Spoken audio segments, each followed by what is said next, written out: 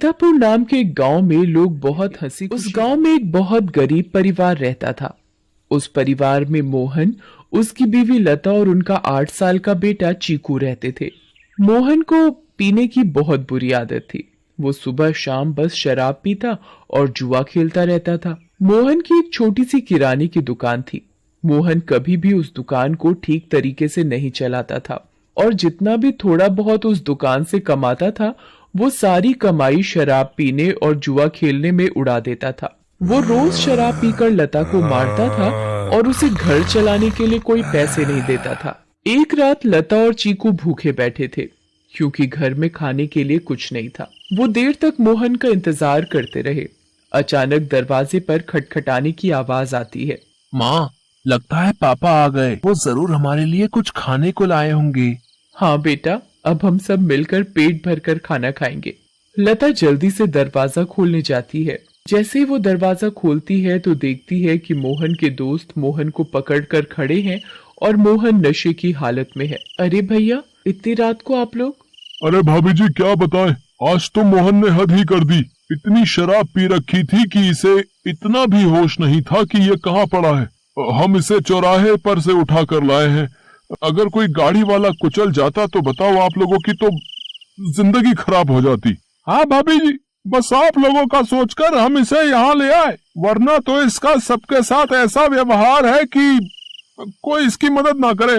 मोहन के दोस्त मोहन को कमरे में ले जाकर लिटा देते हैं और वहां से चले जाते हैं। बेटा चीकू, आज हमें फिर से भूखा ही सोना पड़ेगा। मैं तेरे पापा के भरोसे तुझे और भूखा नहीं रख सकती। अब मुझे ही कुछ काम करना पड़ेगा। तू बस आज थोड़ी सी भूख बर्दाश्त कर ले। ठीक है माँ। चीकू और लता दूसरे कमरे में सोने चले जाते हैं। तभी मोहन नींद में बड़बड़ाने लगता है। थोड़ी देर बाद मोहन को होश आता है और वो खुद को अपने घर में पाता है। अरे ओ लता, कहाँ मर गई? मुझे बहुत तेज भूख लगी है। चल जल्दी से मेरे लिए खाना लेकर आ। लता बहुत गहरी नींद में सोई हुई होती है और उसे मोहन की आवाज सुनाई नहीं देती। मोहन 4-5 बार आवाज देता है पर लता नहीं उठती। मोहन गुस्से से लाल हो जाता है और कमरे में रखे एक मोटे से डंडे को उठाता है और दूसरे कमरे में जाता है जहां लता और चीकू सो रहे होते हैं। वो डंडे से लता को बुरी तरह पीटने लगता है। लता अचानक नींद से उठ खड़ी होती है। बचाओ बचाओ, मुझे मत मारो। मैंने क्या किया? मेरी क्या गलती है जो आप मुझे ऐसे बुरी तरह मार रहे हो? मैं आधे घंटे से आवाज दे रहा हूँ कि मुझे खाना दे दे और तू यहाँ घोड़े बेचकर सो रही है, हैं? ऊपर से मेरे साथ जुबान लड़ा रही है। मोहन लता को बहुत मारता है। आवाज सुनकर चीकू भी नींद से उठ जाता है। वो अपनी माँ को बचाने की बहुत कोशिश करता है पर मोहन किसी की नहीं सुनता और लता को बहुत मारता है। अगली सुबह जब लता उठती है तो उसे बाहर कुछ शोर सुनाई देता है। वो बाहर जाकर देखती है तो लोगों की भीड़ लगी होती है। लता पास जाती है और पूछती है, क्या हुआ रजनी भाभी? अरे तुम्हें नहीं पता क्या? क्या नहीं पता, बताओ क्या हुआ? यही कि चंपा के पति को कल रात एक चुड़ैल उठाकर ले गई। क्या? ये कैसी बातें कर रही हो भाभी आप? चुड़ैल वुड़ैल कुछ नहीं होता। आप भी किसी की बातों पर यकीन कर रहे हो। यकीन कैसे ना हो बहन, मैंने खुद अपनी आंखों से उस भयानक चुड़ैल को देखा है। उसके लंबे बाल, लंबे लंबे नाखून और दांत, उसकी लाल आंखें और डरावना चेहरा मैं कभी नहीं भूल सकती। जब मैं आधी रात को पानी पीने के लिए उठी तो थोड़ी ठंडक लेने के लिए खिड़की पर खड़ी हो गई थी और तभी मैंने देखा कि एक चुड़ैल चंपा के पति को हवा में उड़ाकर ले जा रही है। ऐसी बात है तो हमें संभल कर रहना होगा और शाम होते ही अपने घर के खिड़की दरवाजे बंद करने होंगे। बिल्कुल सही कहा लता भाभी आपने। सब अपने घर चले जाते हैं। लता भी काम ढूंढने निकल पड़ती है। वो घर घर जाकर काम मांगती है पर उसे कहीं काम नहीं मिलता। अंधेरा होने लगता है और आखिर में उसे सरपंच मिलता है। क्या हुआ लता? बड़ी परेशान दिख रही है।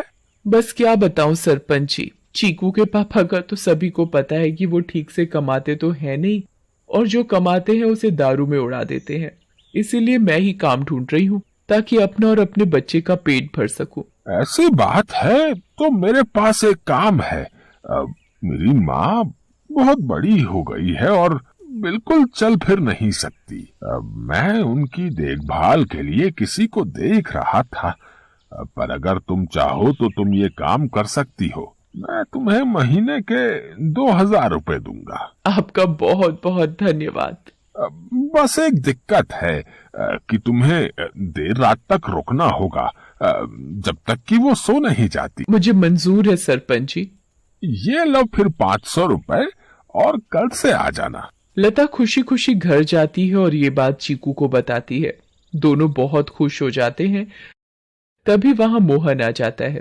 क्या बात है? किस बात की इतनी खुशी मनाई जा रही है? मुझे उनकी बड़ी माँ का ध्यान रखना होगा, जिसके बदले वो मुझे पूरे 2000 रुपए देंगे। तू कहीं भी जाकर मर, मुझे कोई फर्क नहीं पड़ता। बस मुझे दारू पीने के लिए पैसे मिलने चाहिए। तभी मोहन को लता के हाथ में कुछ पैसे दिखते हैं।